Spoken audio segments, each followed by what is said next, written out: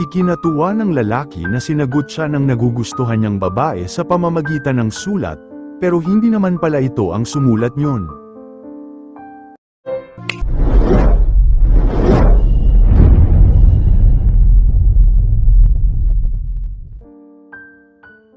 Simpleng lalaki lang si Bernie, may trabaho ngunit walang asawa o nobya. Hanggang ngayon ay nag-aantay pa rin siya ng babaeng magpapatibok sa kanyang puso, hanggang isang araw ay bigla na lamang siyang napatulala nang makita ang isang magandang babae na bagong lipat sa tapat ng bahay niya. Diyos ko po, dumating na ang Diyosa ng mga Diyosa sa lugar namin, siya na siguro ang hulog ng langit para sa akin, masayang sambit niya sa sarili. Napakaganda kasi ng babaeng bago niyang kapitbahay, mahaba ang buhok, maputi, sexy at may singkit na mga mata na para bang Koreana na napapanood lang niya sa mga K-drama. Nagmamadaling pinuntahan ni Bernie ang bahay ng bagong lipat at agad siyang nagpakilala. Hi, ako si Bernie, isa sa mga kapitbahay niyo. Tulungan na kita dyan sa mga dala mo, sabi niya. Ay, salamat ha. Ako nga pala si Angel at ito naman ang nakababatang kapatid kong si Abby, pakilala ng babae sa kasama nitong bata. Biglang nagsalita ang kapatid ni Angel, Hi, Foggy, perfect ang timing mo, tutulungan mo kami, tapos, magiging magkakilala tayo, tapos magiging magkaibigan, tapos liligawan mo ang ate ko diba? Ganoon naman talaga kayong mga lalaki, anito? Napamulagat ang babae sa inasal ng kapatid. Abby, tumigil ka, ha, pipilipitin ko yang dila mo, nakakahiya sa kanya, sigaw ni Angel. Muntik nang mabilaukan si Bernie sa sinabi ng bata pero agad na humingi ng paumanhin ang babae. Sorry, Bernie ha, talagang ganyan lang ang kapatid ko, palabiro, isip matanda kasi yan eh. It's alright, ayos lang sa akin, nakakatuwa nga ang kapatid mo, sagot ng lalaki, walang hiyang bulilit ito. Binuking pa ako, bulong pa niya sa isip. Kinagabihan ay umatake agad si Bernie, bisita siya ngayon sa bahay ng magkapatid na Angel at Abby. Mababait pala ang mga tao rito, katulad mo, salamat nga pala sa pagtulong mo sa amin kanina, kaya bilang pabuya ay ipinaghanda kita ng merienda, sabi ng babae. Aba, naku nag-abala ka pa, dapat lang naman na tulungan kayo diba? Naniniwala kasi ako sa kasabihan na love thy neighbors, tugon niya, Nax, nakaisa ako sa parinig kung yun, pabulong pa niyang sabi sa isip. Ganoon lang ang ginagawa ni Bernie mula nang makilala si Angel, puro lang siya parinig at pahaging, hindi makadiskarte ng diretso, medyo torpe kasi ang loko, pero isang araw, napasyal ang kapatid nitong si Abby sa bahay niya. Oy, nag-iisip siya. Siguro ang ate ko ang iniisip mo ano, alam kong gusto mo siya, ikaw lang ang hina-hina mo, pang-aasar ng bata, kung ako sa iyo, digahan mo na ang ate ko, saad pa nito.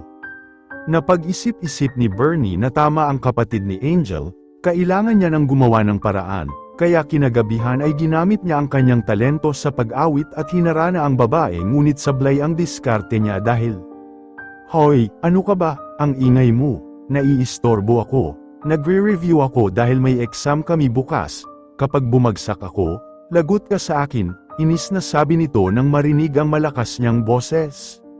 Naloko na, waepek, kakamo-kamot sa ulo na sabi ni Bernie sa isip. Kinaumagahan ay hinagpis na hinagpis ang lalaki, kumuha naman siya ng panulat at papel, susulatan na lang niya ang tinatanging kapitbahay. Bahala na kung magalit siya. Basta nasabi ko na sa sulat na ito ang nilalaman ng damdamin ko, sabi niya. Pagkatapos nun ay pumunta siya sa bahay ni na Angel pero ang naabutan lang niya roon ay ang makulit na kapatid nitong si Abby. Abby, ito ang 100 sa'yo na yan ha, basta ibigay mo lang ang sulat na yan sa ate mo, bilin niya rito.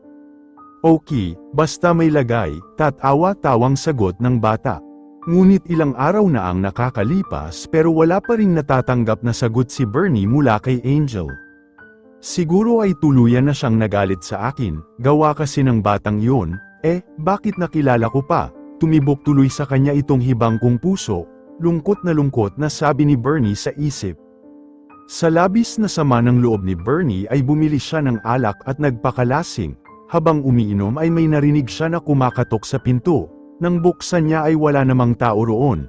May iniwan lang na sulat, binasa niya iyon at laking gulat niya sa nilalaman yun. Biglang nawala ang pagkalasing niya. Mahal din kita, Bernie, kaya oo ang sagot ko sa tanong mo sa sulat na ibinigay mo sa akin, Angel. Kumari pa agad ng takbo si Bernie sa bahay nina Angel. Tuwang-tuwa ang puso niya sa sagot ng babae. Ayos, akala ko'y hindi napapanig sa akin ang langit, hintayin mo ako, Angel, mahal ko. Humahangos na dumating ang lalaki kina Angel, sinalubong naman siya nito. Oh, ikaw pala, Bernie, tuloy ka, mabutit na pasyal ka, ang akala ko'y hindi ka napupunta rito, sabi ng babae. Kung hindi ko pa alam na namimiss mo na rin ako, nangingising sagot ni Bernie. Ikinagulat naman ni Angel ang inasal ng lalaki, mukhang masayang masaya ka, tumama ka ba sa loto? Biglang hinawakan ni Bernie ang kamay ni Angel, mas nagulat ang babae sa ginawa niya. Salamat, Angel at sinagot mo ang ipinahayag kong pag-ibig. Nanlaki ang mga mata ni Angel, nagtaka pa ang babae. Magtatanong pa sana siya pero bigla na lang siyang niyakap at hinalikan ni Bernie sa pisngi. I love you so much, Angel, paulit-ulit na sabi nito. Natawa na lang si Angel sa sarili, ano kayang sulat ang pinagsasasabi ng makong na ito? Tiyak na si Abby ang may kagagawa nito, dahil botong-boto siya sa kumag na ito. Pero hindi na bale, love na love ko rin naman ang lokong ito kaya ayos lang. Kinikilig na sambit niya sa isip. Lingid sa kaalaman ng dalawa ay si Abby ang sumagot sa sulat ni Bernie at hindi mismo si Angel, kundi sa kalokohan ng nakababatang kapatid ni Angel ay hindi sila magkakatuluyan, kaya nang ikasal sila ay malaki ang pasasalamat nila sa bata dahil ito ang naging daan upang makamit nila ang habang buhay nilang kaligayahan. At dito na natatapos ang ating kwento. Kaya mga ka-love story kung magustuhan mo ang kwento ay pwede kang mag-comment at i-like at paki-share na din ang video. Kita-kits tayo sa sunod na kwento. Hanggang sa muli.